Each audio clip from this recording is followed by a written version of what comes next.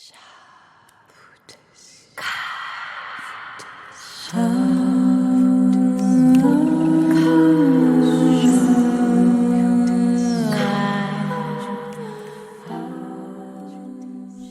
tout le monde, bienvenue au podcast Mystique, le podcast dans lequel on tente de démystifier le mystique, d'explorer l'occulte et d'apprivoiser l'inconnu dans la spiritualité, et ce, sans tabou et sans censure.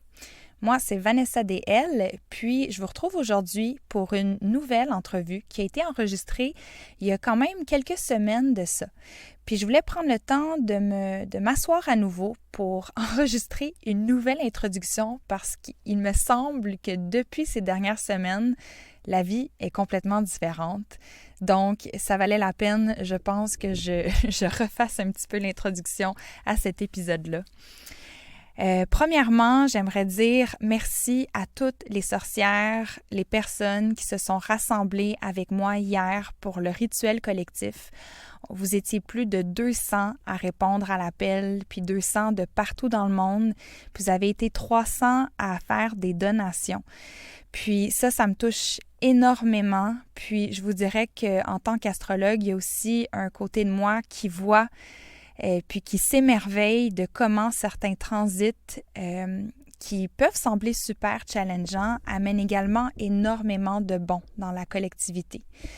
Donc, du montant qui a été amassé pour le rituel, j'ai décidé de le diviser, puis il y a une partie qui est remise à l'une de mes collègues qui n'a plus d'emploi, qui est maman, donc je voulais supporter. Je vais donner aussi une partie au studio Yoga Club qui va pouvoir être redivisée à travers toutes les enseignantes. Puis finalement, je donne un montant à SOS Violence Conjugale parce qu'il ne faut pas oublier qu'il y a beaucoup de personnes qui ne sont pas en sécurité dans leur situation de confinement actuelle.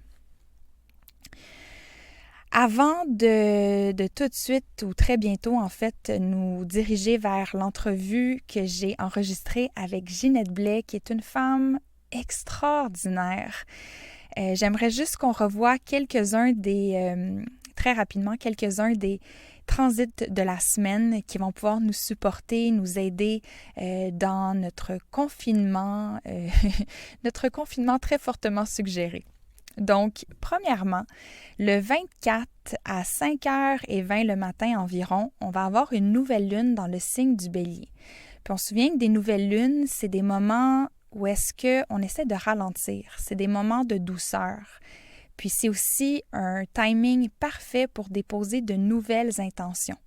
Puis quand on parle du Bélier, on va parler du courage, oui, je le dis souvent. On parle aussi d'un égoïsme qui est sain, qui nous permet de répondre à nos désirs, puis de s'affirmer dans qui on est. Mais il faut se souvenir que le Bélier, la carte qui lui correspond, la carte de tarot, c'est la carte de l'empereur. Puis un empereur, lorsqu'il prend des décisions, il le fait, oui, d'une certaine manière, pour répondre à ses désirs, mais il s'assure qu'il prend des décisions pour son royaume au complet. Donc, on essaie cette semaine, surtout avec Saturne qui a finalement commencé son chemin dans le signe du Verseau, on essaie cette semaine de trouver où est-ce que dans nos vies, nos désirs s'alignent avec l'aide qu'on peut amener à la collectivité. Fait qu'essayez de regarder quelles sont vos ressources, de quelle manière vous avez envie d'aider, puis surtout de quelle manière ça vous excite d'aider. Qu'est-ce qui vous tente en ce moment? Puis l'aide ne devrait pas devenir une genre de pression ou un feeling qu'on donne de l'énergie qu'on n'a pas. Mon amie Chloé Robertson dit souvent dans ses retraites ou dans ses cours que c'est super important de regarder quelle énergie on a, puis de travailler avec ça, puis pas plus. Donc, je vous invite à faire l'exercice d'essayer d'écrire sur une feuille de papier cette semaine de quelle manière vous avez envie d'aider. Parce que depuis le 21 mars et jusqu'au 1er juillet, Saturne commence son transit dans le signe du Verseau avant de revenir pour quelques semaines, plusieurs semaines en fait, dans le signe du Capricorne. Puis cette période-là, c'est un moment idéal pour repenser, mais surtout innover nos structures sociales. Donc, d'essayer de voir comment est-ce que nos envies s'alignent avec des structures sociales qui sont peut-être plus humaine, en fait, plus axée sur l'aide, la collectivité, puis c'est pas mal ça, je vous dirais. Je vais essayer de pas trop parler longtemps parce que, mon Dieu, je pourrais toujours parler très longtemps. Puis ma conversation avec Ginette Blais était tellement précieuse, tellement surprenante que je veux y laisser de la place. Je vais vous avouer que quand on a décidé d'inviter Ginette à l'épisode, j'avais quelques appréhensions. Parce que je vous avoue que, comme beaucoup de personnes, j'avais des préjugés par rapport aux astrologues qui pratiquent depuis un certain moment. On peut dire, entre guillemets, la vieille manière de faire l'astrologie. Puis, en bout de ligne, ça a été une maudite grosse dose d'humilité pour moi de rencontrer Ginette, de voir que mes préjugés n'étaient pas fondés, puis qu'en fait, Ginette, c'est pas seulement une femme aux multiples talents, mais elle possède un bagage qui est complètement impressionnant, puis pas juste dans l'astrologie, mais aussi dans la numérologie, l'interprétation des rêves, puis comme vous allez voir aussi dans la cabale, dans plein d'autres domaines. En plus d'être une tarologue réputée, elle a donné plusieurs formations sur les cadeaux de l'inconscient, puis ça aussi, on en parle beaucoup durant l'épisode. Au Québec, Ginette, ça a été la première astrologue à établir des prédictions prenant en compte la réalité astronomique. Donc ça, ce que ça veut dire, vous allez voir dans l'épisode, Ginette et moi, on a 2 styles d'astrologie différents, qui font en sorte que des fois, on va parler de signes, de planètes qui sont dans des signes différents. Puis, juste un rappel que c'est correct, qu'il y a plusieurs manières de faire de l'astrologie, puis il n'y a pas une bonne réponse. Une autre chose que je voulais préciser par rapport à mon épisode avec Ginette, c'est qu'on parle de la pandémie de la COVID-19 dans l'épisode, mais c'est drôle parce que Ginette l'avait prédit ça. Elle l'avait prédit l'année dernière, puis dans l'épisode, ce qu'on disait, c'est qu'on pensait que ça allait être durant la rétrograde de mars, qui est lieu de septembre à novembre, qu'aurait lieu la quarantaine, puis finalement, c'est un petit peu plus tôt que prévu, mais quand même très intéressant dans le contexte actuel. Donc, sans plus tarder, je vous invite à rester avec nous pour cet épisode qui me tient tant à cœur.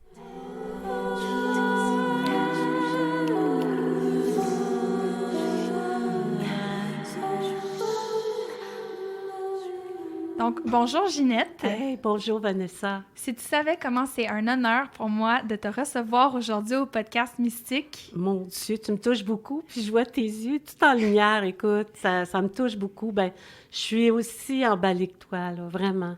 Bien, c'est parce que, tu sais, tu dois t'en douter, là, tu es dans le domaine aussi. Au Québec, c'est assez rare des astrologues ou des gens qui s'affirment ouvertement dans l'ésotérisme. Oui. Fait que ça fait que, par exemple, de mon côté, c'est rare que j'ai la chance de parler avec quelqu'un qui a fait ce métier-là, puis toi, ça fait 40 ans en plus que tu l'exerces. Oui. Donc, je ne sais pas si on va pouvoir couvrir toutes les questions que j'ai pour toi, mais pour commencer, en fait, ce qui m'intéresse, c'est d'en connaître un peu plus sur ton parcours. Comment ça s'est fait, ton éveil à l'ésotérisme, de où ça a commencé, c'est quoi qui a germé pour toi? Alors déjà, toute petite, je racontais mes rêves à ma mère. J'étais très ouverte. Je veux dire, j'étais une enfant très curieuse et c'était plus fort que moi. Donc, mais ce qui m'intéressait, moi, c'était pas les poupées. T'sais, moi, j'avais pas de poupées. On m'en a acheté des Barbie, on m'en a acheté même une grosse poupée mécanique. Je me désintéressais facilement de ça parce que moi, ce qui m'intéressait, c'était maman le bobo à sa tête. Elle est en dépression, papa, il y a ça. Je ressentais beaucoup. J'étais petite et j'étais très affligée par la souffrance des autres, comme si je la ressentais, en fait. Alors, c'est difficile de distinguer quand tu as cet âge-là, si c'est toi ou si c'est l'autre. Ouais. Et comment ça se fait que tu ressens ça? Parce que tu ne peux pas l'exprimer, tu n'as pas les mots pour l'exprimer. Alors, c'est un vécu intériorisé, très fort, qui t'oblige à être une vieille âme avant ton temps. Donc, je suis née une vieille âme, en fait. Mes sœurs pourraient dire, c'est une vieille âme. Petite, j'étais très retirée, j'étais toujours je te dirais que j'étais toujours connectée à Dieu. J'ai toujours été attirée par ça. Je te dirais, j'envie les gens qui peuvent se permettre de dire bon, ça marche pas, ces affaires-là, c'est niaiseux. Oui, qui ont juste une résistance complète à ça. Ah, je les envie, là. Il y a des fois, j'aimerais ça être de même, là, juste dire « Hey, je m'en sac, moi, avec, puis je passe une fin de semaine tranquille, puis je me repose. » Mais moi, c'est continuellement, le canal est continuellement ouvert. Puis c'est un canal que, bien sûr, j'ai appris à vivre avec, donc je l'ai développé. Je me suis donné des outils pour pouvoir bien vivre ça. Et aujourd'hui, ben je le vis mieux. Je suis beaucoup mieux dans ma peau. J'arrive à un âge certain qui me permet de dire, ben mission accomplie. Puis je commence à être heureuse avec ma mission de vie. Je commence à être heureuse avec la dimension de l'invisible. Je commence à saisir plus son importance, son acuité, ce qu'elle m'a apporté dans la vie, qui est mon université à moi. Moi, c'est passé par là. Parce que toi, tu es née avec un soleil en poisson. Oui. Et dans ta maison 12 en plus. Oui. Puis, est-ce que tu l'as senti, en fait, que ce don-là t'amenait à faire un grand sacrifice? Parce que le sacrifice, c'est quand même un thème très fort chez les poissons. Oui. Est-ce que c'est comme ça que tu l'as vécu? C'est vraiment comme ça que je l'ai vécu, où j'avais l'impression d'être la bête noire à un moment donné. Parce qu'oublie pas que moi, je viens d'une époque où ce genre de quand on était médium, qu'on était voyante, jeune, tu sais, je suis pas née astrologue, là, avec les connaissances d'astrologie, je l'ai développée. Mais quand tu es jeune, tu es à l'école, puis toutes les autres étudient, puis ils comprennent, puis ils assimilent vite. Puis toi, tu es en arrière, puis tu es dans tes rêveries, tu es dans tes connexions, tu es dans d'autres affaires. Tu as plein d'autres informations qui rentrent en même temps. C'est ça, puis je me souviens, à un moment donné, j'ai vu ma prof de français, puis que j'aimais beaucoup, que j'adorais. J'avais 7 ans à ce moment-là. Et puis elle nous annonce qu'elle s'en va à congé de Pâques, tu sais. Et moi, en dedans de moi, ça fait je ne la reverrai plus. Mais tu veux pas accueillir ça, tu veux pas rentrer dans cette dimension-là, de voir ça. Tu veux pas être là-dedans, puis tu te demandes pourquoi moi je vois ça? Pourquoi moi ça m'arrive? Puis au début, bien, t'es jeune, t'en parles à ton ami qui pense que t'es complètement disjoncté parce que, voyons donc, ça n'a pas de bon sens. Et effectivement, tu reviens du congé de Pâques et elle ne sera plus jamais là. Donc, c'est toutes des réalités qui te viennent à toi, qui vont pas aux autres, qui t'appartiennent à toi parce que c'est toi qui dois vivre avec cette constellation-là mystique. Mais là, toi, est-ce que tu viens d'une famille qui était très catholique ou très chrétienne? OK. Pas plus athée, genre? Pas athée, mais disons que mon père, il s'était fait revirer par un prêtre parce qu'il voulait arrêter la famille, puis ça l'avait rebellé contre la religion. Ma mère était une femme en dépression, je veux dire, que le bon Dieu la bénisse, là, elle a fait de son mieux, puis je pense qu'elle nous a donné une éducation extraordinaire, mais c'était une femme qui avait des gros problèmes à ce niveau-là. Fait que c'est une femme qui souffrait beaucoup. Fait que c'est sûr que il y avait quelque chose d'elle qui n'était pas vraiment là, tu comprends? Il y a des moments où elle était vraiment là, puis c'était le fun, mais il y a des moments où elle n'était pas là, et il fallait aller la chercher. Puis moi, ben, j'avais ce don-là, fait que j'ai pu établir un lien très privilégié avec elle. Ça, il faut au moins voir le bon côté du don. Ça, ouais. C'était ça. Parce que je me dis, avec tout ce que tu vivais dans ton monde intérieur, avec la réceptivité que tu avais, qui était là pour te supporter là-dedans, tu sais? Parce que moi, je me dis, à cet âge-là, j'aurais pensé à un certain moment que je suis folle. Tu sais, j'aurais mis ma... Je l'ai pensé. Fait qui te supportait quand tu te posais des questions, quand tu savais pas comment cadrer ou utiliser ton don, tu sais? Et quelle question puissante. Je suis un peu émue, hein? Je pense que tu le vois. Ce qui me portait, je pense, c'était ma dimension intérieure. Wow. Je pense que c'était ce lien avec le mystique que, bien inconsciemment, j'établissais parce que j'en avais pas conscience. J'étais trop jeune pour avoir conscience de tout ça. C'était pas le mot que tu mettais dessus, non, j'aurais jamais pu utiliser ces mots-là. C'est avec le recul et l'âge que j'ai atteint aujourd'hui que je suis capable de faire la distinction, tu sais. Puis à quel moment tomber sur un livre, rencontrer quelqu'un, j'imagine, tu sais? Là, on tombe dans le party time, ce qu'on appelle nice. les coïncidences. Les coïncidences qui sont créées, les synchronicités que le destin met sur ta route pour te propulser dans ta mission de vie. Parce qu'il y a toi qui es pogné avec ça, excuse-moi, je vais le dire de même, parce que tu le comprends pas, parce que tu le saisis pas, parce que tu penses justement, comme tu disais tantôt, que tu es folle, tu es en train de virer folle, tu n'es pas comme tout le monde. Fait que tu essayes de t'ajuster. Fait que moi, ça a été à propos de m'incarner, d'être comme tout le monde, de réfréner mes dons, de ne pas y aller, de dire c'est pas correct, c'est pas bon, parce que je me faisais taper sur les doigts. Fait que je faisais attention, pas par mes parents, par exemple. Ma mère a toujours été ouverte. Mais mon père, un peu moins, on va dire. Mes amis, bien, c'est sûr que je devais m'adapter à mes amis. Et bien sûr que de mon jeune âge, je les trouvais bébés parce que je trouvais qu'elles n'évoluaient. Tu sais comment est-ce que c'est quand tu es jeune, hein? J'avais un jugement, moi aussi, que je portais parce que je ne comprenais pas. Puis je me disais, pourquoi moi, il faut que je m'adapte puis pas eux autres? Pourquoi moi, je suis obligée de dire non ou pas le faire puis eux autres, oui? Alors, pour revenir à ta question, à l'âge de, je te dirais, j'avais peut-être 5 ans, on a une voisine au-dessus qui m'aime beaucoup, ça donne de même. Et une chose qui vient avec la mission de vie mystique, c'est l'amour des autres. Ça, c'est le cadeau. Ah, c'est bien dit, c'est ça. vraiment le cadeau.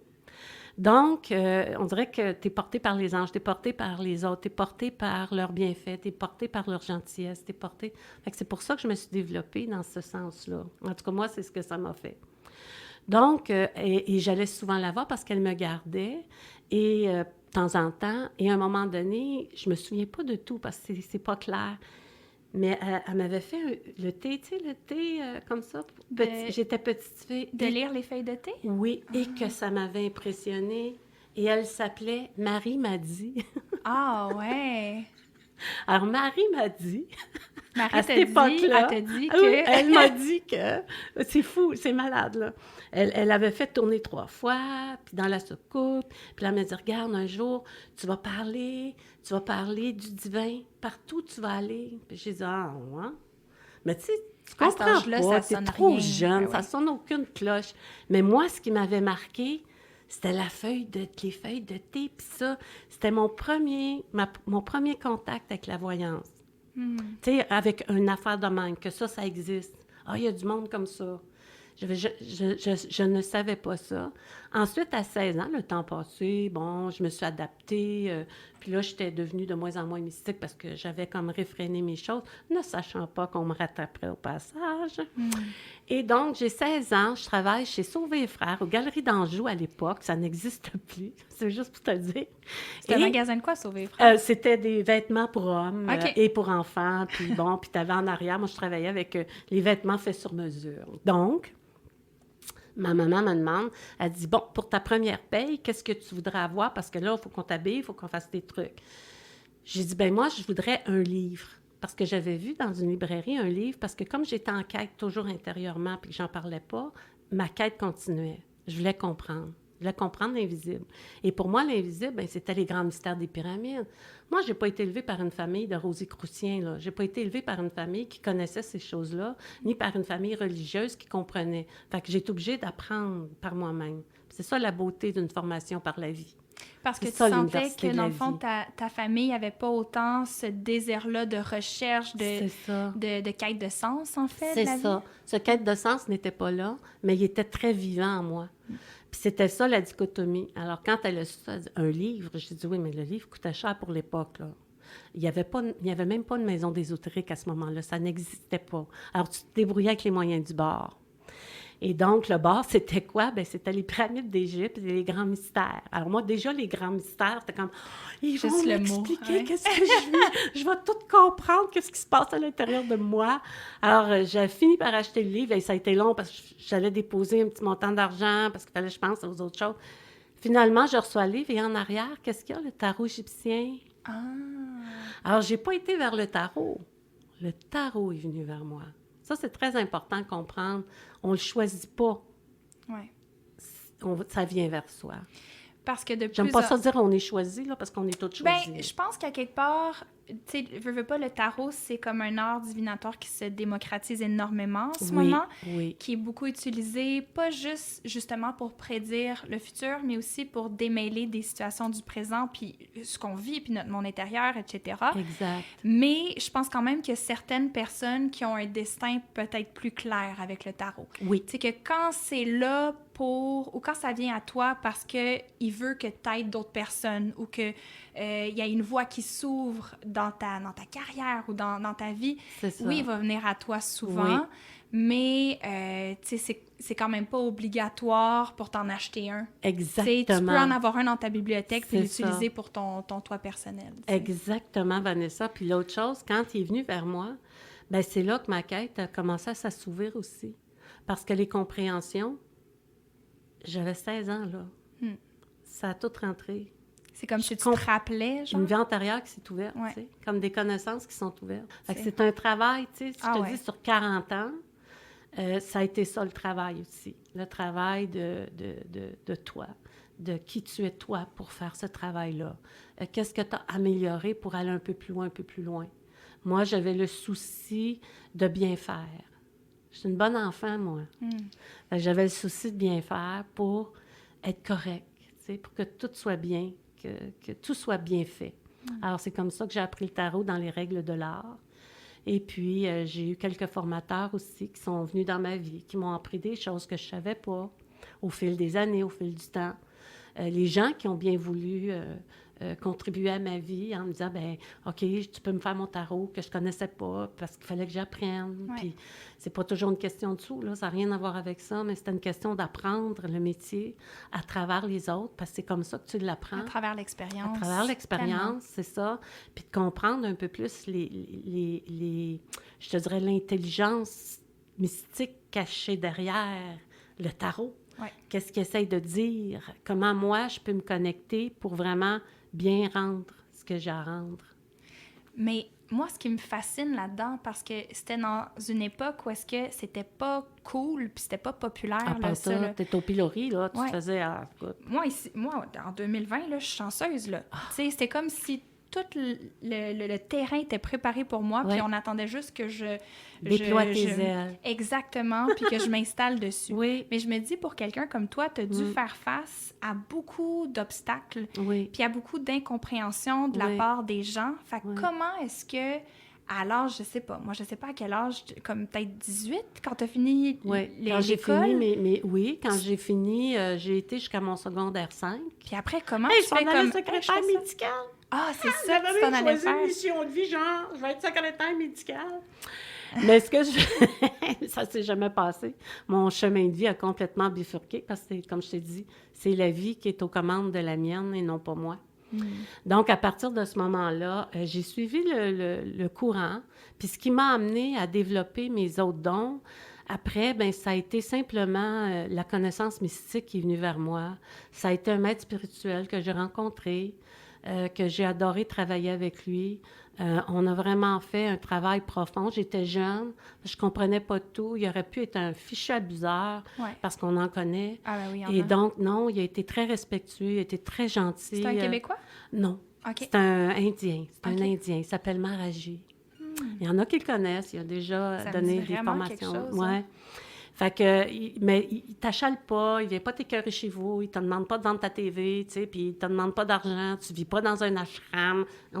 Parce qu'à l'époque, les ashrams étaient très forts, là. On Ouais. est dans ça, là. Dans les communes. Au les- chaud ouais. et Ouais, c'est compagnie, là, on est là-dedans, là, tu sais, peace and love. Moi, Ouais. je suis aussi de cette époque-là.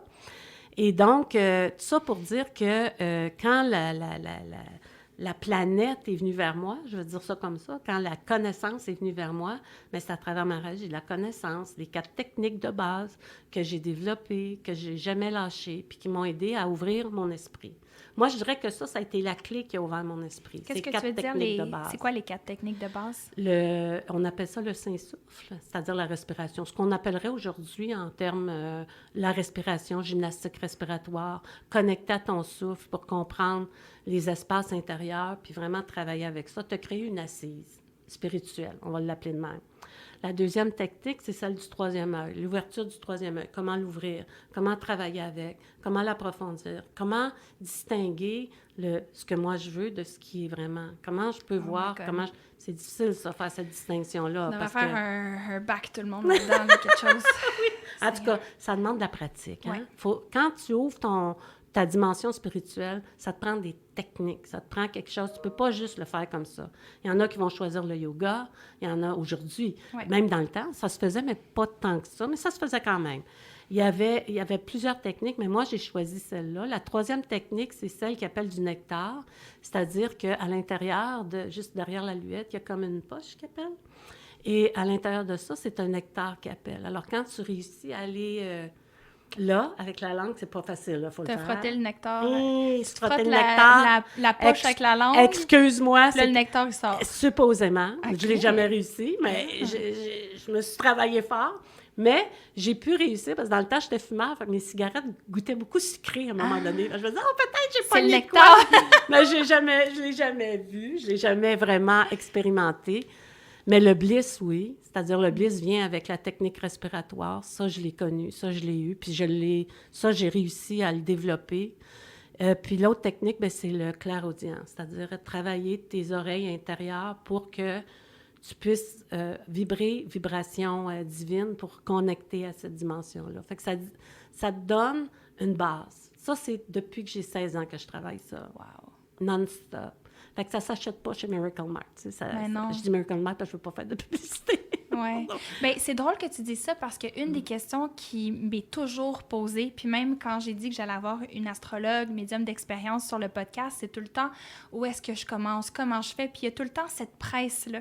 Ouais. Puis je pense que ça témoigne en fait de comment on est en tant que société, là, qu'il faut que tout se passe en l'espace de 2 semaines. Voilà. On veut faire un cours en ligne de tarot qui va durer, je sais pas moi, 1 mois, puis on serait censé tout connaître du mystère du tarot. Mais l'expérience, ça, on oublie à quel point le temps, c'est est précieux. Tellement. Puis le temps fait que quand tu es avec une médium, tu es avec une tarologue, tu es avec une astrologue, ou peu importe, le temps s'arrête. Le temps s'arrête parce que tu es avec tes 2 êtres humains, 2 âmes qui se rencontrent, le temps d'une vision, le temps d'une compréhension, le temps d'une évolution, le temps d'une ouverture. Et ce temps-là est précieux. Mais pour arriver à ça, il faut qu'il y ait un travail qui soit fait. Ne serait-ce que chez moi. Mais moi, il faut dire que je suis comme Obélix, là. Je suis tombée jeune. Oui, t'es tombée dedans, là. Et, fait que j'ai, comme tu dis si bien, mon soleil en maison 12, la maison des épreuves, ça a été ça. Ça a été d'être obligée de me former continuellement et non-stop. Puis ça a commencé jeune. J'ai reçu le tarot jeune, j'ai reçu la technique jeune. Tout ça a fait que c'est devenu comme naturel, mais c'était beaucoup mon jardin secret. J'en parlais jamais à personne parce que, justement, c'était décrié. Est-ce que, dans le fond, parce que là, tu dis que tu as commencé à 16 ans. Oui. Ça t'a aidé à comme travailler ton muscle spirituel, merci, si on veut. C'est très bien dit. Est-ce que tu crois que tout le monde peut travailler ce muscle-là? 100%. S'il y a quelque chose qui est vrai, c'est ça. Et je pense que je te dirais même que je vais aller un petit peu plus loin, là, mais en tout cas, je le sens que je dois le dire, fait que je vais le dire, tu sais.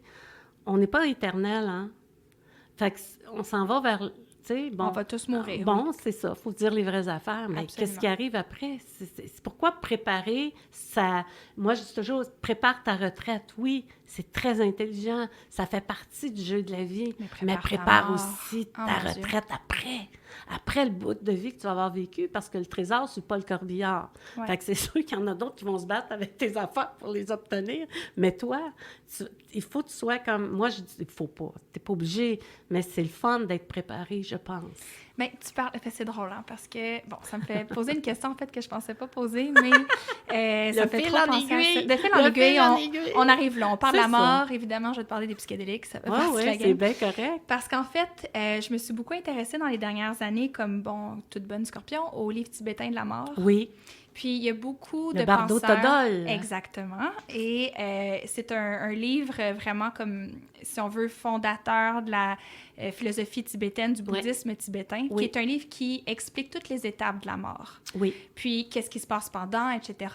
Puis, il y a Timothy Leary, qui est un chercheur à Harvard, qui, avec Ramdas, avait commencé les tests de LSD sur des étudiants, puis pour faire des recherches. Bref. Oui. Puis lui, il a fait un livre où est-ce qu'il compare l'expérience psychédélique à l'expérience de la mort. Et selon lui, de consommer, par exemple, des psychédéliques, champignons, LSD, ayahuasca même, nous prépare à la mort, nous donne comme un avant-goût de la mort de l'ego. puis d'être connecté un peu avec tout, puis d'être dans le bardo, qui est comme la transition, si on veut, entre les vies, de ce que j'ai compris. Oui, t'as bien compris. T'as bien appris tes leçons. T'es une bonne scorpionne. Merci beaucoup. T'as été creux. Et là, si tu savais comment, j'ai un petit moment de fierté que tu me dises ça, je suis comme... Ah! Mais je me demande, ayant vécu justement dans les années 60-70, as-tu expérimenté avec ça, toi, les psychédéliques? Pas du tout. Moi, T'étais j'aurais déjà jamais... trop connectée. Ah non, ça aurait été l'enfer. Je pense que je me serais complètement... Non, puis je n'ai pas d'une famille aussi qui aurait pu m'amener là. Tu sais, j'avais des parents quand même aimants. Oui, j'avais une maman qui était... Qu'est-ce que tu veux, c'est pas de sa faute. Elle souffrait de dépression chronique. Fait que, mais dans ces bons moments, c'était de l'amour au pouce carré. Mon père aussi, il a tout donné ce qu'il avait. Fait qu'il y avait une espèce de respect pour le travail qui était fait pour qu'on puisse bien vivre, bien manger, puis être correct, tu sais. Fait qu'il y avait des choses. Ma mère cousait, écoute, jusqu'à des 2-3 heures du matin pour nous faire du linge, pour qu'on soit top niveau, là. Tu sais, on vivait dans la pauvreté, mais on avait l'air des gens riches, là. Ça te donne ça une idée. Fait qu'ils ont travaillé fort, puis ça, c'est tout à leur honneur, puis je les honore pour ça. Fait que je viens pas d'une famille où j'aurais pu aller dans ces zones d'ombre-là. Puis comme ma mère comprenait, j'ai toujours douté qu'elle était un peu médium, puis qu'elle s'en doutait un peu à quelque part, tu sais. Faut qu'il y ait un héritage jusqu'à un certain point. Et donc, j'ai su à ce moment-là qu'elle elle m'aimait assez pour pas me contrarier dans ça. Elle comprenait pas tout, mais elle comprenait. Fait qu'elle allégeait beaucoup avec mes sœurs, elle allégeait beaucoup avec les gens. Elle acceptait, puis elle supportait là-dedans. Oui, oui, beaucoup. Fait que ça m'a évité peut-être le drame, comme tu dis, d'aller dans ces zones d'ombre-là. Puis comme j'ai reçu la connaissance jeune, bien moi, le bliss, je l'ai eu sans avoir accès à ça. Ouais. Fait que pourquoi j'irais là quand je peux l'avoir naturel? Oui, c'est ça. Pourquoi j'irais chercher ça là? C'est sûr que c'est de la pratique. Ça, tu le prends, puis OK, yeah, on est parti. Mais il y a des conséquences à ça. C'est-à-dire qu'il y a un amortissement de toute ton énergie psychique. Il faut que tu arrives à remonter. Puis si tu pognes le fil de ça, puis tu dis c'est ça la réalité, tu es pris dans un engrenage qui n'en finit plus. C'est sûr qu'il y a des dangers de ça. Donc, tu ne pourras jamais accéder au bliss, à ce qu'on appelle à cette espèce d'espace qu'ils recherchent, parce que dans le LSD, c'est ça que tu cherches. Dans n'importe quelle drogue, c'est ça qu'ils cherchent, ce feeling-là. Les alcooliques, c'est ça qu'ils veulent. Ils veulent ce feeling-là, ils veulent un feeling, ils veulent sentir quelque chose, ils veulent le vibrer intérieurement. Mais le bliss, tu vas l'obtenir par la pratique. On n'en sortira jamais. Les gens, je dirais ceci, les gens en ce moment, doit faire un examen de conscience et accepter ou accueillir, faute d'accepter, on peut accueillir, le fait que ça prend de la pratique pour accéder à cette dimension-là. La discipline, naturellement, d'une façon naturelle et qui dure. Et qui dure dans le temps. C'est que les psychédéliques, parce que moi, j'ai expérimenté pas mal avec ça, mais j'ai été chanceuse dans le sens que j'ai jamais été dans l'exagération, puis la majorité du temps, comme par exemple l'ayahuasca, qui est une plante médicinale qui est bue surtout en Amérique du Sud, je l'ai bu avec des chamans. Donc, j'avais un support spirituel qui permettait l'intégration, puis la sortie de ces zones-là qui sont un peu comme... qui peuvent être des sables mouvants psychiques. Parce qu'une sortie de corps, ça peut être imposant, puis si tu n'es pas préparé à une sortie de corps correctement ou supervisé par quelqu'un qui a de l'expérience, ben tu te sens pas à l'aise, tu sais. Mais si tu as une main qui te rassure, puis qui vient toucher ton corps pour justement te dire, regarde, OK, t'es sorti, mais t'es encore là. Il y a une partie de toi qui est là. Regarde, c'est pas grave. On va travailler ensemble, puis on avance, tu sais. C'est ça. Quand c'est fait dans le respect du corps humain, on a une machine extraordinaire. Puis entends-moi bien que c'est bien que tu aies fait ça. Tu l'as bien fait. Tu es belle comme un cœur. Tu n'as pas de séquelles. Il n'y a rien de ça. Je te le dirais s'il y en avait. Mais il n'y en a pas. Je ne les vois pas. Fait que toi, tu as suivi ce chemin-là, puis c'est correct. Mais ce que tu as vécu là, tu peux le reproduire d'une façon tout à fait naturelle.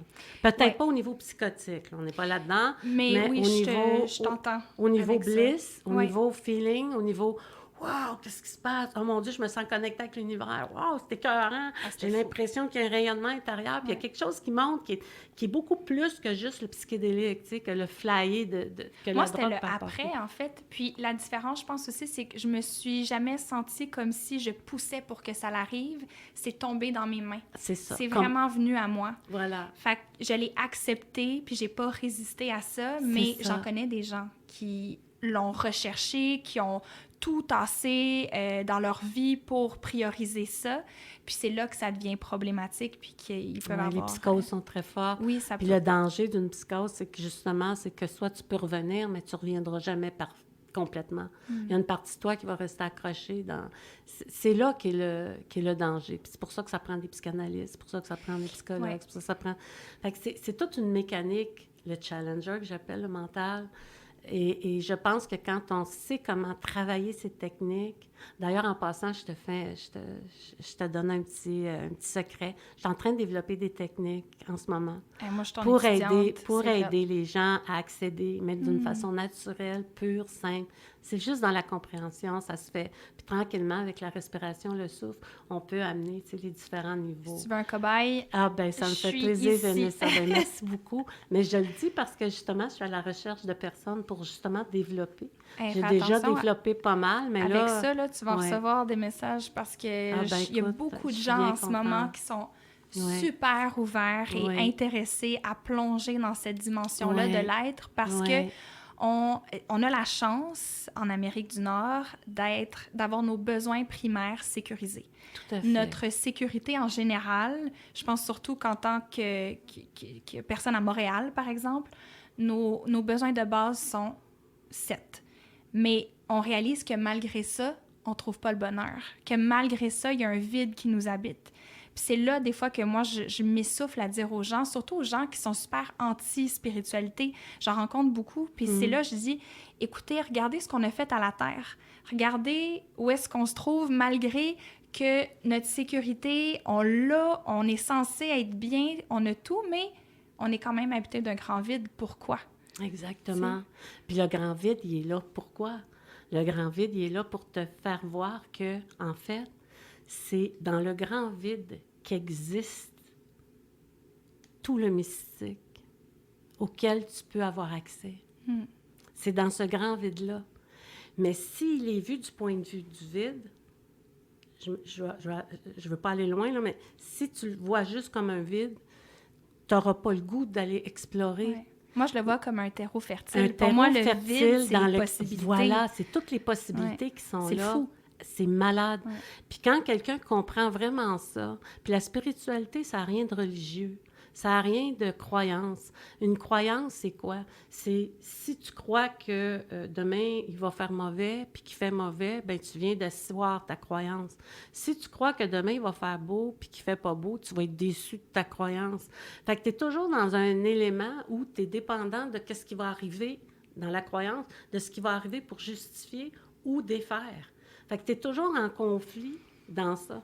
Mais quand tu défais la croyance, quand tu rentres dans « moi, je veux juste explorer mon vide intérieur, je veux juste m'amuser avec, je veux voir qu'est-ce qu'il contient, qu'est-ce que mon subconscient me cache, qui sont des trésors à découvrir, qui sont des cadeaux à ouvrir, des présents à aller chercher pour faire de ma vie quelque chose d'extraordinaire. » Qu'est-ce que j'ai à comprendre? Comment je peux ouvrir cette dimension-là, puis créer un lien avec l'invisible? Parce que de toute façon, je viens de là, puis je m'en retourne vers ça. Fait que toi, tu vois l'exploration de ce terrain-là comme une certaine reprise de pouvoir. Ah, ici. Totalement. C'est de l'empuissancement total. Excuse-moi, je dis beaucoup empuissancement. Hey, j'adore ça. On est dans la même gang. Moi, c'est un mot, je suis en train d'écrire. J'écris beaucoup ces temps-ci, là, et il faut que je trouve un synonyme pour empuissancement. Ça n'a pas de bon sens. Ma pauvre éditrice, elle va capoter. C'est ça. Je continue à dire empuissancement. Ah, ben moi, je l'écris partout. À fond la caisse sur Sympathico. Puis, je te dirais que ma patronne l'accepte totalement. Elle l'assume totalement. Ça prend du monde de même dans ta vie. C'est pas... des fois, je suis pas sûre que c'est un vrai mot. C'est pas un vrai mot. Il est inventé de toutes pièces. C'est empowerment. Empowerment. Mais ouais. Sauf que pour moi, s'empuissancer, quand on connecte avec cette dimension de soi que tout le monde entend être le vide, donc cette partie de nous qui a peur de s'ennuyer, qui a peur de se retrouver devant cette dimension-là où rien n'est, où on a l'impression que s'il n'y a rien, donc qu'est-ce qui peut arriver dans le rien, c'est toutes des affabulations, ça, du challenger, parce qu'il ne veut pas aller là, parce qu'il sait que s'il va là, il va devoir être obligé de travailler, puis on ne veut pas travailler, on ne veut pas nasser, là. Le travail, les enfants, la famille, faut-tu encore que je m'assoie et j'aille checker mon challenger pour voir qu'est-ce que je peux améliorer, qu'est-ce que je peux faire. On voit ça comme un travail, alors que ça devrait être un plaisir, comme quand on prend des vacances. Je m'offre des vacances avec ma dimension d'invisible. Je m'offre des vacances pour apprendre à me comprendre, pour apprendre à me connecter. Et qu'est-ce qui pourrait bien arriver? Mettons, je me connecte. Moi, c'est parti de là ma réflexion. Admettons que j'aide les gens à se connecter. Mettons que je le fais, on joue. Et que dans cet espace-là, il arrive une espèce de création merveilleuse. Parce que là, on est dans la création pure, là. Et que là, il se passe qu'est-ce qui s'est passé dans ma vie. Tu sais, 29 publications, puis je suis jamais en cours d'inspiration. C'est fou, ça. N'importe qui va me demander un article, n'importe qui va me demander un tarot, n'importe qui va me demander un astro. Je suis là. Parce que pour toi, le vide, justement, qu'on parlait, ou la... Il a été travaillé, puis là, il est rendu création super fertile, pure. puis c'est là que tu vas puiser. Absolument. Puis je fais comme les athlètes professionnels, parce que c'est ça que les gens vont vivre en allant chercher cette dimension-là. Il ne faut pas oublier ça. C'est que tu deviens une athlète de la spiritualité. Qu'est-ce que ça veut dire? Ça veut dire que tu es parfaitement aligné avec tes deux hémisphères, avec tes cerveaux, tes chakras. Toute ton énergie de lumière est là. Tu peux travailler avec. Tu peux arriver à obtenir ce que tu veux. Il y a des techniques pour ça. Ça s'appelle Montre-moi. Il complique tout ça. C'est très simple. C'est simplement, tu t'adresses, tu ouvres ton Wi-Fi pour te connecter avec l'énergie de la vie. Montre-moi. Montre-moi le patron. Montre-moi la bonne école. Montre-moi le bon conjoint. Montre-moi la belle vie. Montre-moi l'argent. Montre-moi comment... Dans Montre-moi, la vie est une école. Est une école. Quand tu dis à la vie, montre-moi, tu ouvres ton Wi-Fi. Là. Tu expliques-moi Wi-Fi, c'est ça. Alors, tu ouvres ton Wi-Fi. À partir du moment où tu ouvres ton Wi-Fi, puis tu te connectes avec ta dimension intérieure, puis que tu dis, montre-moi ci, montre-moi ça, laisse les miracles arriver après. Note ce qui arrive. Tu vas voir que tout est parfaitement amalgamé. Et à chaque fois, moi, que ça arrive, à chaque fois, je tombe en bas de ma chaise. Je dis toujours, parce que écoute, moi aussi, je doute tout le temps. Il ne faut pas penser que parce que je suis tombée dans ça, que je vais tout gober. Au contraire, je suis très... Je discrimine... Je vais pas discriminer. Je fais pas ça dans la vie, moi. Mais je touche à tout. Il faut tout que je comprenne. Il faut que j'aille dans le fond des choses. Je suis pas capable de me juste dire « Ah oui, c'est ça qu'on pense. Ah oui, c'est de même que ça marche. » J'ai pas un challenger qui fonctionne comme ça. J'ai trop connecté avec ma puissance de création. Fait qu'à partir du moment où il y a quelque chose qui arrive, il faut que je crée avec ça. Il faut que je comprenne. Il faut que je m'amuse. Il faut que j'arrive à ça. Tu sais, je suis tout le temps dans cette dimension-là. Fait que moi, c'est ça que je vais apporter au monde. Je suis encore tellement impressionnée par le nombre de livres que tu as écrits, là. C'est fou. Puis justement, il y a un des podcasts de Roméo et Fils qui ont couvert le Salon du Livre, puis qui t'ont parlé, puis on l'écoutait justement juste avant d'enregistrer. Puis tu parlais, puis c'est là que c'est venu me titiller l'oreille, puis j'étais comme « Ah, je l'aime déjà. Je l'ai jamais rencontré, mais je l'aime. » Parce que tu parlais justement de la reprise de pouvoir, de l'empuissancement. Puis tu parlais que tu aimais les millennials, que tu aimais notre génération parce qu'on a compris ça. Est-ce que selon toi, c'est en lien avec un certain placement astrologique? Oui, tout à fait. C'est la dimension nouvelle qui s'en vient parce que, bon, c'est toujours ça. Hein? Chaque génération, nous autres, on était peace and love. Bon, ça a dégénéré. Légèrement. On garde toutes. Et puis ensuite, c'est venu avec les milléniums qui sont actuellement en plein développement, en pleine ouverture. Et eux sont vraiment dans... j'essaie de dire trop d'affaires en même temps. C'est que, oui, effectivement, ils sont prêts, ils sont comme arrivés sur la planète avec des outils de compréhension que bien des générations avant eux n'ont pas eu accès. Alors, eux, ils ont accès. Puis c'est pas juste le téléphone, puis l'informatique, puis l'Internet, là. C'est plus que ça. Ils sont venus avec des compréhensions sur l'environnement qui est très, très, très puissant. Eux autres, là, ils ont conscience que la vie et l'environnement ne font qu'un. Eux autres, il n'y a pas de niaisage avec la POC. Là. On n'est pas en train de parler de choses qui n'ont pas de sens. Ça a du sens pour eux. Fait qu'à partir de ce moment-là, cette conscience-là de la mort, cette conscience-là de l'éphémérité, fait en sorte qu'ils grandissent plus vite intérieurement, ils comprennent des choses. Puis ça leur permet, avec la technologie d'aujourd'hui, de faire évoluer leur cerveau d'une façon différente que les générations antérieures. Ils sont très créatifs avec les outils. Puis ils veulent créer, mais ils veulent créer pour le bien des autres. Ça, c'est c'est encore une dimension qui est le fun. Puis ils veulent que la Terre soit bonne encore. Pourquoi? Bien, pour nourrir les générations à venir. Qu'il y a une conscience aussi de tout ça. Fait que c'est pour ça que je les aime tant. Parce qu'ils sont arrivés un peu comme moi, en fait, avec un don, pas facile à gérer toujours, et où ils peuvent se sentir des fois très seuls et pas savoir trop comment gérer ça. Puis moi, je pense que je pourrais être comme un peu une personne qui pourrait peut-être les aider sans leur imposer rien, parce qu'on n'impose rien aux milléniaux. Non, mais une guidance, tu sais, définitivement. Exact, une belle guidance. Et on ne peut pas non plus... Et ça, je pense que je l'ai dit aussi quand on m'avait interviewé, c'était vraiment de dire que on ne leur passe pas n'importe quoi pour autant. Attention, ne déçois pas un millénium, il ne reviendra plus jamais jouer dans ta cour. Est-ce que tu penses que tout ce que tu viens de dire, tu le pointerais-tu sur la conjonction Neptune-Uranus et Saturne en Capricorne? Absolument. Tout ce qui se passe actuellement en Sagittaire, on va y aller avec mon astrologie sidérale. Le triplet, pour moi, est en Sagittaire. Je l'explique pourquoi, parce que je suis astrologue sidérale, puis je m'occupe des vrais placements planétaires selon l'astronomie. Ça, c'est bien important. Puis heureusement, Sympathico m'a accepté dans ça, parce que Sympathico aurait pu dire, ben non, nous autres, on veut quelqu'un de... Mais non, ils m'ont accepté là-dedans. Mais il en faut de tous les styles, c'est ça qui est important. Exactement. Il n'y a pas une vision de l'astrologie qui est bien, dans le même sens que en psychologie, il y en a qui vont connecter avec la psychanalyse, d'autres avec le behaviorisme, tu sais. Et d'autres avec l'art-thérapie. Aussi, qui est complètement autre chose. Ouais. Alors, moi, j'arrive un peu avec l'art-thérapie spirituelle. Et dans ça, j'apporte l'astronomie. Je mets en jeu l'astronomie parce que ça m'a quand même pris 4 ans à remonter les cartes du ciel, à tout refaire mon travail à partir de là. Non, c'est de l'ouvrage. Je veux dire, à un moment donné, je me suis dit à plusieurs reprises, je reprends les anciennes éphémérides, puis on y va avec ça, puis ça va faire, tu sais, parce que c'est pas négatif.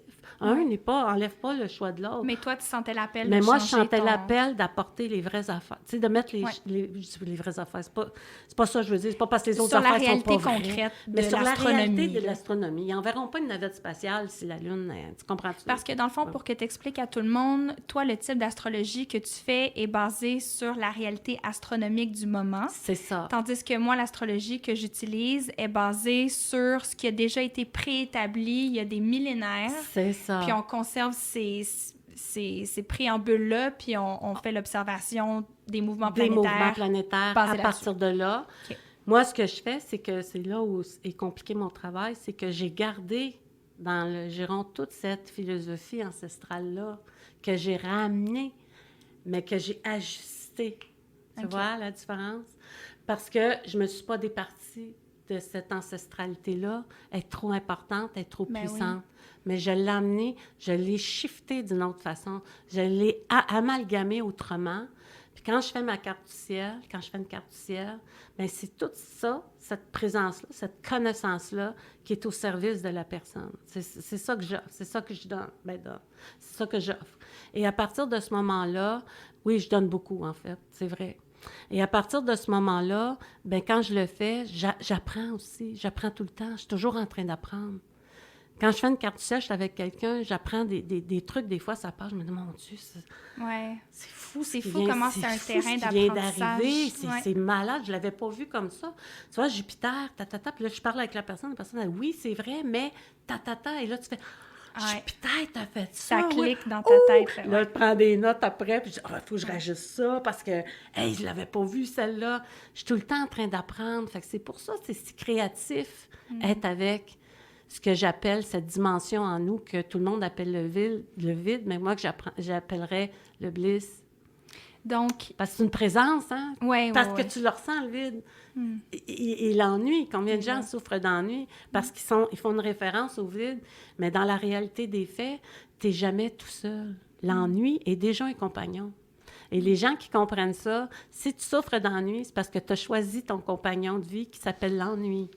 C'est drôle, parce que moi, j'enseigne un style de yoga où est-ce qu'on reste dans les mêmes postures pour, des fois, 5 minutes. Oui. Fait que l'ennui, là, t'as le temps d'y faire face pendant mes cours, des fois. Oui. Puis ma prof, elle disait, de l'ennui, c'est de la paix d'esprit, mais où est-ce que le mental essaie de te dire, « Hey, tu me divertis pas, il y a quelque chose qui se passe. » Fait que dans le fond, l'ennui, à la base, c'est quelque chose de super positif. Absolument. Mais que c'est le mental qui vient rajouter son parce que le challenger veut du divertissement. Ben oui. Il veut être continuellement diverti. On regarde Internet, on regarde tout ce qui se passe, c'est jamais assez d'articles, c'est jamais assez percutant, c'est jamais assez ceci, c'est jamais assez cela. Si ça passe, t'es passé date. Il y a quelqu'un d'autre, il faut toujours que tu te tiennes à l'affût.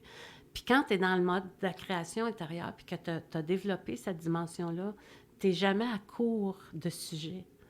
Tu es à court de rien parce que tu t'auto-nourris continuellement. Fait que le vide est un élément merveilleux où rien ne se passe, mais où tout arrive. C'est une dichotomie parfaite. J'aime ça. Et quand tu es là-dedans, puis que tu t'abandonnes à ça, il n'y a pas un défi. Puis Dieu sait qu'on m'en lance des défis des fois, d'écrire des trucs. Puis là, je me retrouve devant ça, je me dis, OK, comment je vais l'aborder? Mais je vais l'aborder, je me dis, Ginette. Puis là, tout de suite, je me connecte intérieurement. Je m'en vais à la source, parce que c'est la source. Cet espace-là qu'eux autres appellent l'ennui, c'est la source. Alors, je vais me connecter à la source. Et puis là, tout de suite, j'ouvre mon Wi-Fi, me connecter à mon intelligence, hein? Et là, je demande, montre-moi le bon article, montre-moi la bonne façon de travailler ça. Puis ou comment l'information qui va m'inspirer. Oui, puis que ça soit la bonne information qui va faire la différence dans la vie des gens. Moi, je ne peux pas contrôler ça, mais je peux être dans mon espace à moi, qui a été travaillé, qui a été nourri, qui est toujours en action, qui est toujours développé. Puis c'est ce que je veux faire. Je veux inviter les gens à faire ça, à aller dans leur espace d'empuissancement qui va leur apporter toutes les clés dont ils ont besoin au moment où ils en ont besoin. Pourquoi? Pour avoir du fun. On est ici pour avoir du fun. Ça n'a pas de l'air de ça, hein? On l'oublie totalement parce qu'on a trop d'affaires à faire. On a trop de choses à acheter. On a trop de choses à... Tu sais, et c'est un système qui est là, puis il n'est pas mauvais. On a besoin de mettre du pain et du beurre sur notre table. Tu nous l'as dit tantôt, très bien d'entrée de jeu. Nous, nous autres, ici, on est établis. Ouais. Le confort est là. On n'a pas à courir après. Puis même ceux qui n'en ont pas, ils peuvent en trouver de même. Puis je parle pas de confort extrême, là. Je parle de comme assurer notre survie. Oui, là, exactement. Les 3 repas par jour minimum, avec l'argent de pote. Oui, absolument, pour être capable de survivre, en fait. Mais cette connexion au vide-là que tu parles, puis l'empuissancement, selon toi, à cause justement de la conjonction de planètes... Les 3 fameuses planètes. On a bifurqué. Hey, gars, t'as-tu vu comment je t'ai ramené ça, moi? Oui, ben cute. Swift, ben puis je me disais justement, est-ce que tu penses que selon toi, on a cette capacité-là de connecter plus facilement à cette source-là de création parce qu'on a cet alignement-là de planètes? Absolument. Parce que c'est à peu près 88 à 91, je pense, les dates, là. À peu près. De 1988 à 1991. C'est ça, exactement. Juste avant le bug de 2000, supposément bug, là, on était là-dedans. Après ça, là, ça s'est un peu estompé. Il y a eu plein d'affaires qui sont arrivées. Et puis, je pense que c'est en 2015 que c'est revenu en force. Ça a été comme une escalade, on va dire, une remontée plus spirituelle. On voyait que les gens avaient une conscience plus ouverte de réceptivité. En tout cas, moi, je me sentais moins, je dirais, jugée, bardassée. Moi, j'ai vraiment vécu mon éveil en 2012, justement. C'était mon re-éveil, si tu veux. Là. J'ai vécu quelque chose de similaire où est-ce qu'à l'adolescence, j'ai comme pris un pas de recul de tout ce qui était spiritualité, mais enfant, j'étais super connectée avec ça. Puis en 2012, c'est là que ça s'est vraiment rééveillé, si on veut. Je suis tellement pas étonnée. Ouais. Puis dans cet espace-là, tu vois, c'est ça, c'est les planètes importantes, parce que là, c'est les planètes lourdes qui sont aux commandes. Hein? Ça veut dire, parce qu'un éveil spirituel, ça ne se produit pas en 2 jours. Ben non. À moins d'être un miraculé. Ça doit être dur à intégrer. Mais j'imagine tout d'un coup, là, moi non plus. J'ai bien aimé ma progression. Ouais. Elle était lente, mais elle a été solide. Et donc, pour en revenir à ta question, c'est vraiment les planètes lourdes qui sont aux commandes. Actuellement, Neptune joue un rôle très, très grand dans l'ouverture de conscience dans le sens de la réalité. Ça veut dire que là, on n'est plus dans le... tout va bien aller. Tout va bien aller, l'amour, puis on n'est pas là-dedans. On n'est pas dans ce que j'appelle là, la répétition un peu pour essayer de s'encourager pour que ça aille bien. C'est un optimisme qui amène plus vers de l'évitement, ça. C'est exact. Parfaitement bien dit. Planète de l'illusion. Voilà, c'est la planète de l'illusion. Et là, c'est comme un éveil. C'est comme si Neptune enlève les boundaries qu'on appelle les limites pour nous permettre d'accéder en ce moment à des compréhensions nouvelles. Ça se passe par comment? Ça se passe par le coronavirus. On est encore remarque que à chaque fois qu'il y a une ouverture de conscience dans le monde, la mort est toujours présente. L'éphémérité vient toujours frapper à notre porte pour nous rappeler qu'on n'est pas immortel. Dans l'âme, oui. Dans l'espace du vide, oui. Quand je dis espace du vide, ici, pour moi, c'est dans l'espace de la source. Ouais. J'aimerais que les gens changent vide par source. La connexion à parce la que source. c'est vraiment se connecter à la source. Ouais, si tu ça. ressens un vide, c'est parce que le vide est devenu ton ami. Comme je disais tantôt, tu en as fait un allié, tu en as fait un ami, tu lui as donné une image. Change ton image, vois-le comme une source, puis tu vas aller chercher là des outils extraordinaires pour continuer ton évolution, pour continuer de grandir, pour continuer de comprendre des choses, puis toujours montre-moi. Puis l'autre chose que je voulais te dire, on revient encore avec Neptune. Neptune étant la planète lourde, c'est elle qui nous amène ces compréhensions-là en ce moment. Je n'aurais jamais pu tenir ce discours-là il y a 5 ans. OK. 1, je n'étais pas au courant. 2, je n'étais pas encore rendue là. 3, ça demandait vraiment... Parce que je pense qu'on évolue tous ensemble, d'une manière ou d'une autre. Puis le fait que l'humanité évolue vers ça, à cause des planètes lourdes, bien moi, comme je suis un précurseur, parce qu'on m'a pris petite, puis la vie m'a pris sous sa charge, puis qu'elle m'a, elle m'a pas épargnée, là. Elle m'en a payé une fiche de belle traite, mais j'en suis contente. Je suis heureuse aujourd'hui. Je suis fière d'avoir relevé le défi. Puis aujourd'hui, bien, c'est ça. Alors, je suis avec vous autres. On est tous ensemble en ce moment, en train de travailler cette évolution-là pour justement nous redonner de la puissance ou nous empuissancer, comme j'aime à le dire, et pouvoir nous connecter à la source. Mais l'astrologie ou les transits de 2020 sont assez... Costaud. Oui, j'aime ça comme mot costaud. Moi, j'allais dire intense, là. C'est quelque chose... Oui, c'est ça. Fait que je pense que c'est d'autant plus important, justement, qu'on se tienne les coudes, tu sais, dans notre humanité, justement. Oui. Puis je voulais aborder avec toi, justement, les transits importants de 2020 qui, selon moi, puis tu me diras si tu es d'accord, mais la conjonction Pluton-Saturne qui va être jointe par Jupiter dans pas si longtemps que ça. Le beau gros triplet, là. Exactement, le gros trip à 3. Sinon, on a Mars en Bélier qui va être dans ce signe-là pour la moitié de l'année, fait que de juin jusqu'à janvier, quand habituellement... Selon l'astronomie. Selon l'astronomie, faut le dire, parce qu'il y a des astronomies. Mais selon l'astronomie, oui, Mars va être là parce qu'Uranus est toujours en Bélier. C'est vrai. Alors, imagine-toi Mars, qui est la planète de l'action, de la puissance. De l'agression aussi. Oui, mais qui va se retrouver dans son signe, dans son élément. Ouais, moi, je t'excite. Exact. Ma maison 7, en plus. Wow, ça va bouger. Ma maison d'amour. Le beau Mars. Oui, le beau Mars. Les hommes viennent de Mars, les femmes de Vénus. Donc, mais tu as des petites leçons à apprendre, hein, j'en ai plein. mais cela étant dit, dans l'énergie, au moment où on se parle, Mars, quand il va venir rejoindre Uranus, ce que ça va faire... Uranus, c'est un peu la tour foudroyée. Uranus est là pour nous foudroyer, est là pour nous sortir un peu de notre façon de voir traditionnelle. Uranus va apporter des pensées, des réflexions qui sont très avant-gardistes. C'est la planète de l'avant-garde, hein? Oui, des révolutions. C'est ça. Mais c'est aussi, dans un sens négatif, quand elle est en mauvais signe ou quand elle est en chute ou en ce que j'appelle en péril. Je dis toujours ça. À ce moment-là, on est dans un cercle où on n'arrive pas à se parler, on n'arrive pas à communiquer. De là, les guerres dans le monde, de là, tout ça qui arrive. Mais ça ne sera pas le cas cette année. Cette année, Mars va venir dire à Uranus, on peut-tu travailler de concert ensemble pour créer quelque chose d'extraordinaire pour l'humanité? Parce qu'il y a un côté humaniste à Uranus. Ben oui, ouais. C'est le Verseau. Ben oui, c'est ça. C'est sa planète maîtresse. Alors, le Verseau, c'est quoi? C'est ça, c'est l'ouverture à l'humanité. Donc, on va être bon pour l'humanité, on va l'amener un petit peu plus loin, un petit peu plus en avant. Puis c'est Mars qui va prendre la locomotive parce que Neptune est lente, Mars est rapide. Alors, Mars va prendre la locomotive d'Uranus puis il va l'amener plus vite. Fait que c'est sûr qu'on va avoir un cycle d'évolution très rapide, d'ouverture. Puis là, bien, c'est déjà commencé avec le coronavirus. Je m'excuse, que tu avais prédit. Que j'avais prédit une pandémie, malheureusement. Même si on ne veut pas le dire que c'est une pandémie, on s'entend que...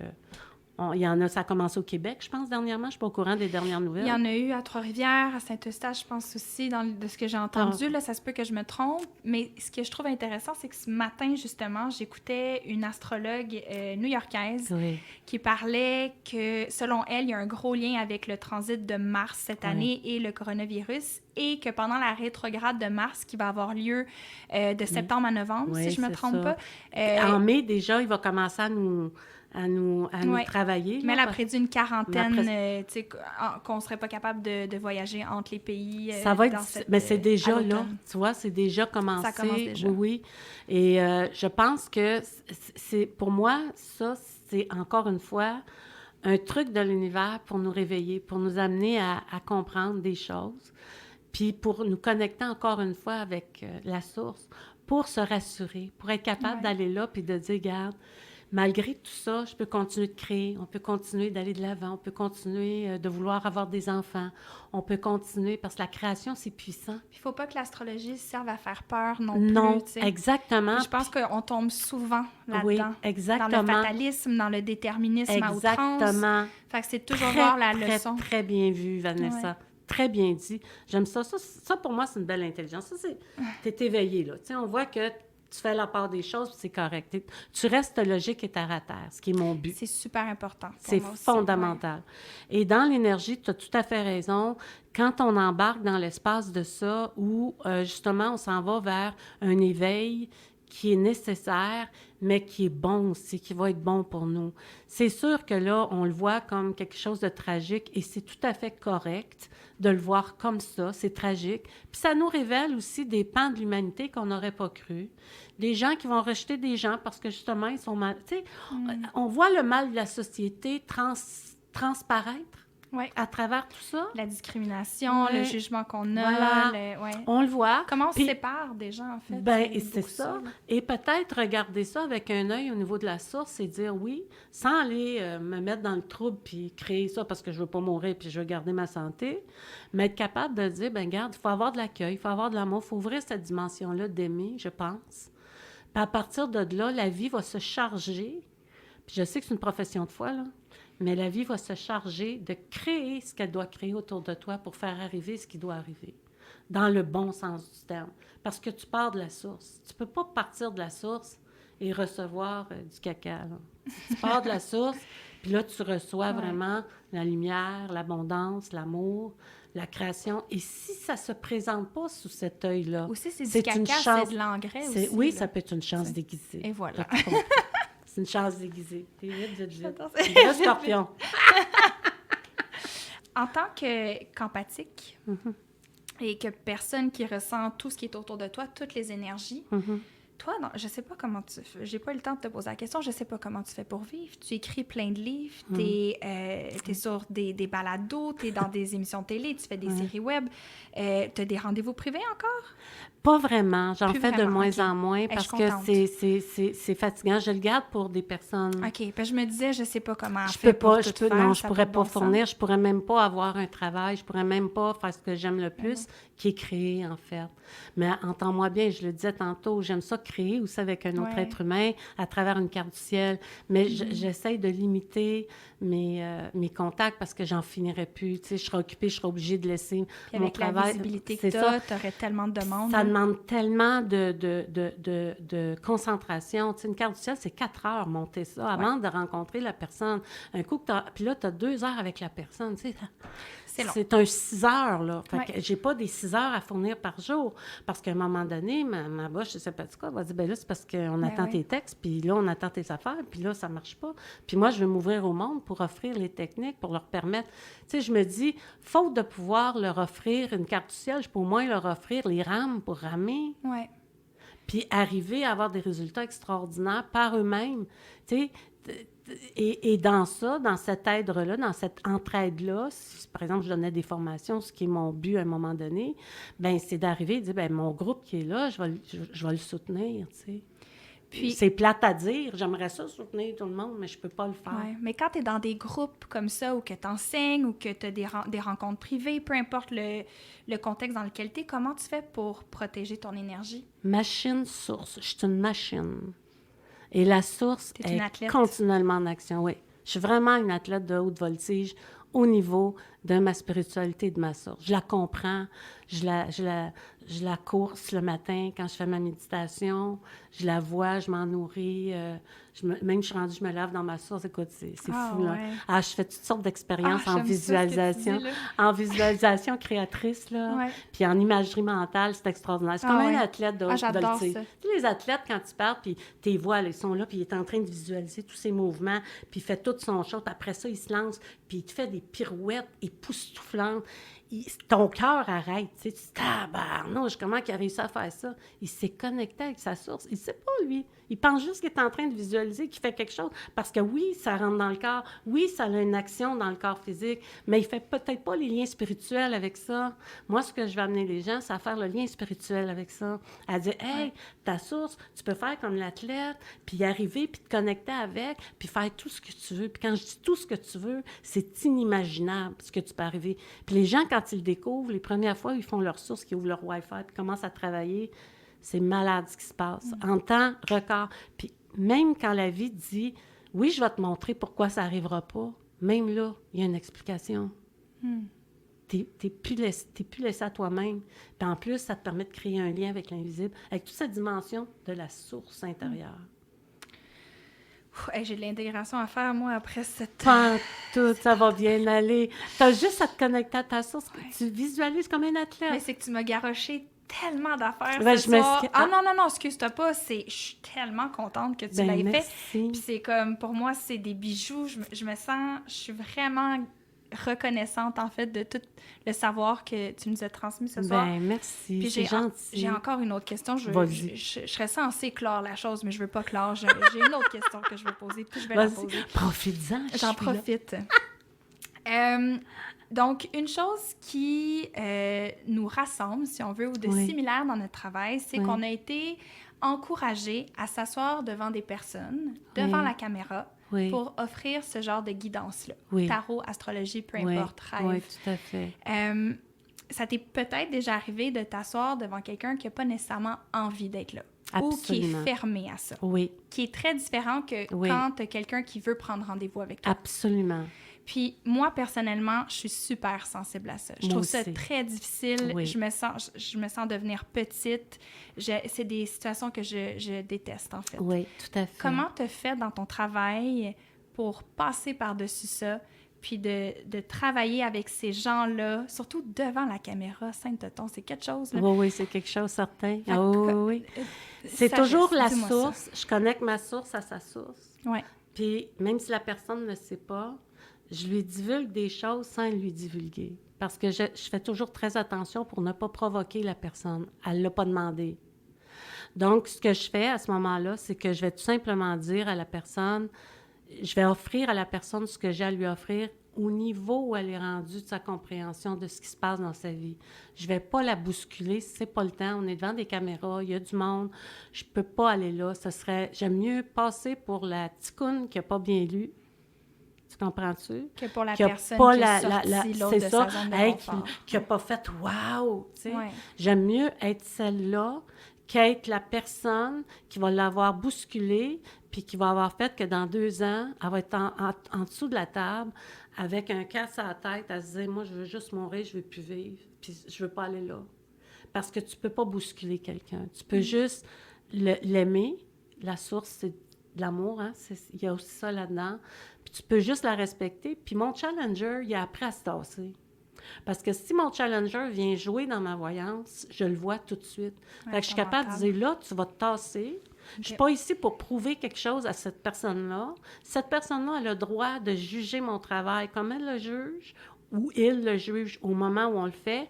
Mais moi, j'ai aussi mes raisons qui fait que je n'ai pas pu aller jouer dans ces zones d'ombre-là parce que cette personne-là ne l'aurait pas supporté ou j'aurais provoqué quelque chose. Alors, pour moi, un être humain est plus important, une âme humaine est plus importante que mon challenger.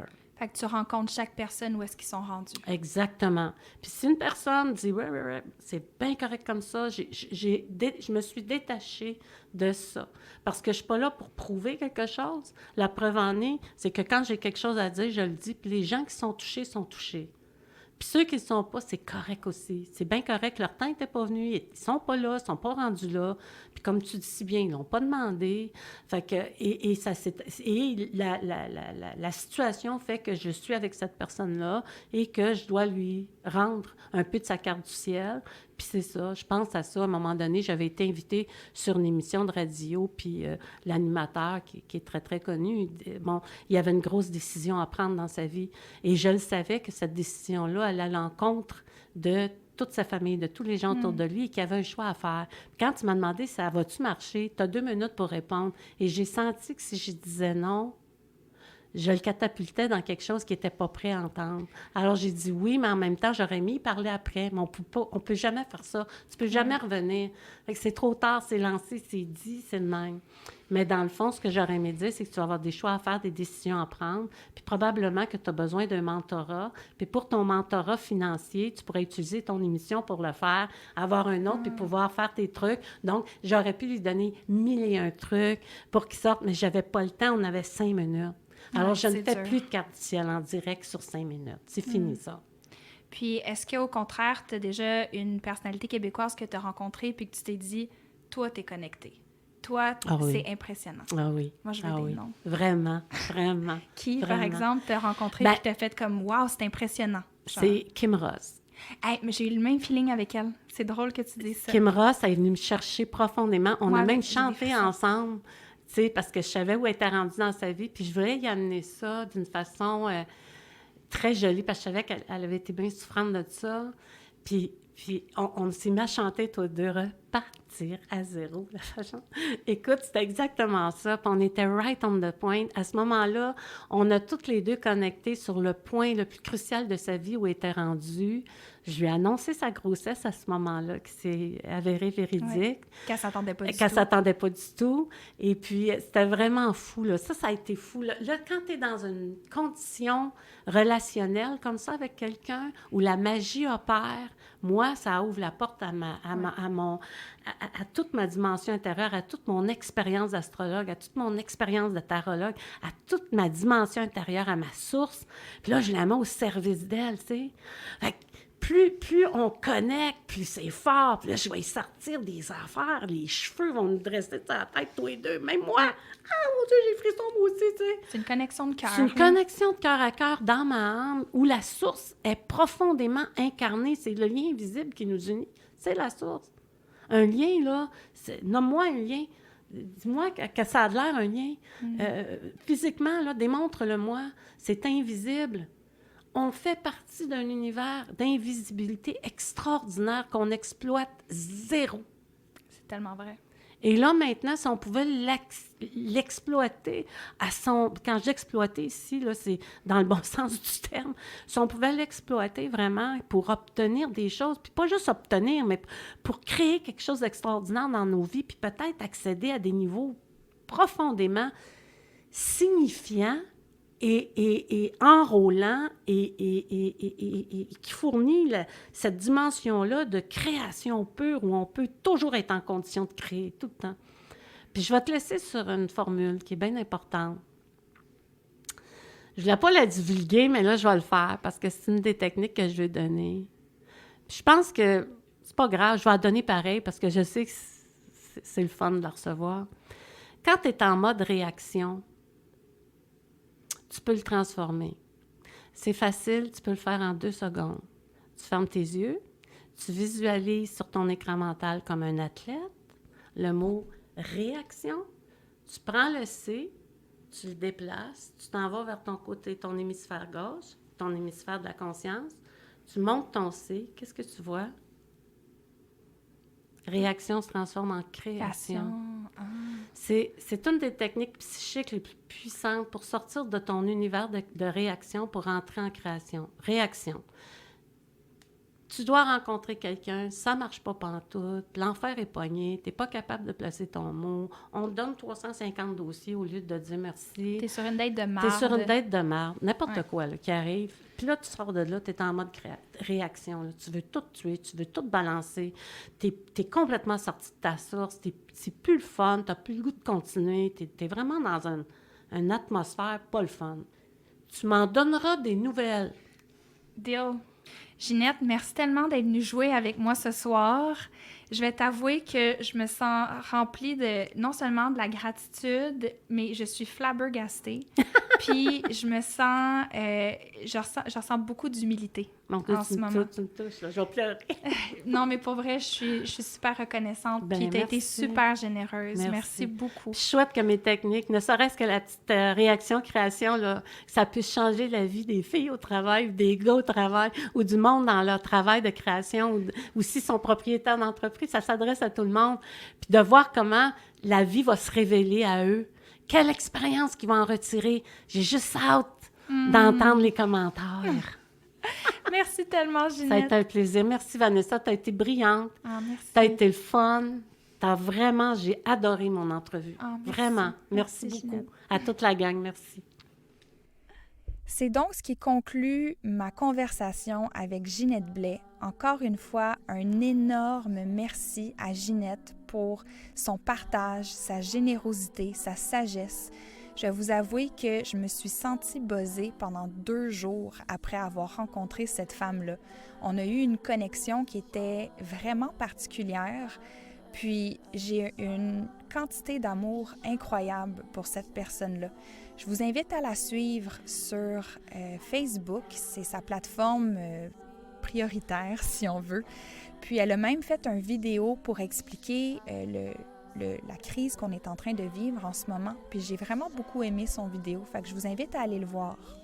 Sinon, dans les prochaines semaines, si vous voulez travailler un peu plus avec moi, j'offre premièrement un cours de yoga que j'appelle High Times Yoga. Donc, si vous ne le saviez pas déjà, j'ai souvent parlé du fait que je consomme du cannabis, autant CBD que THC, pour des raisons de santé, mais aussi pour des raisons récréatives.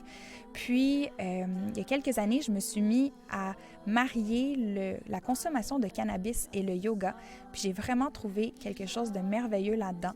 Ça me permet vraiment d'entrer dans mon corps d'une autre manière, puis de relaxer. Donc, je vous invite à une pratique que j'appelle le High Times Yoga, où est-ce que du confort de votre maison, vous allez pouvoir fumer votre joint ou votre vaporisateur, ou peut-être en manger, peu importe comment vous le consommez. Puis, je vais guider un cours du confort de ma propre maison. Sinon, j'ai également un atelier d'oracle en ligne. Tout est disponible à travers soit ma page Facebook ou encore mon compte Instagram _VanessaDL. Je vous rappelle que je suis toujours ouverte à recevoir vos questions pour les épisodes de questions-réponses. Dernière petite chose, je vous inviterai comme toujours à aller soit noter, rédiger un commentaire ou partager l'épisode de podcast de cette semaine. Quand vous le faites, ça fait vraiment toute la différence pour moi. C'est quelque chose que l'on fait de manière bénévole, le podcast, en tout cas pour le moment. Peut-être que ça va changer, on se croise les doigts. Mais quand même, pour le moment, c'est beaucoup d'efforts, beaucoup d'amour qu'on met là-dedans. Puis c'est une super belle manière, juste de par le partage ou le commentaire, de nous encourager. Je tiens à remercier énormément toutes les personnes qui travaillent sur le podcast, donc Mathieu dans la production, Ginette qui était présente comme invitée, il y a Maxime qui fait aussi le montage, Thomas, Constance à la prise de rendez-vous, il y a Isabelle et Laurence aussi, donc on est une belle gang à faire ça, puis je veux juste prendre un moment pour remercier tout le monde. On se rencontre la semaine prochaine pour une autre question-réponse.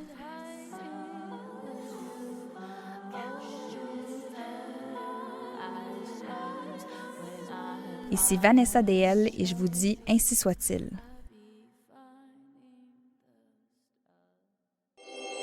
Une production Roméo.